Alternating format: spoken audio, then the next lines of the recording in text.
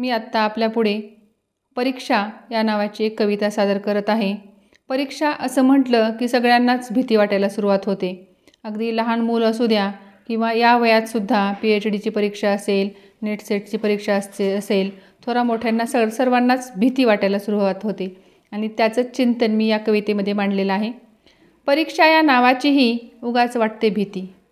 परीक्षा या नावाचीही उगाच वाटते भीती, सगळं येत असूनही गुंग होते मती. परीक्षा या नावाचीही उगाच वाटते भीती, सगळं येत असूनही गुंग होते मती.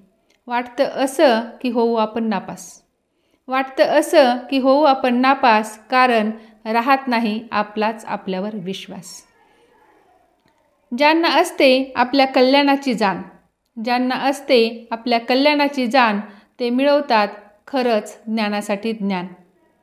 जे करतात फक्त परीक्षेपुरता अभ्यास, जे करतात फक्त परीक्षेपुरता अभ्यास, कसा पूर्ण होईल त्यांच्या मनीचा ध्यास. म्हणजे फक्त परीक्षेपुरता अभ्यास जर आपण केला तर आपल्या आयुष्यात आपल्याला यश मिळत नाही. आणि शेवटच्या कडव्यामध्ये सांगते की ठरवा परीक्षेसाठी ज्ञान की परीक्षा ज्ञानाची.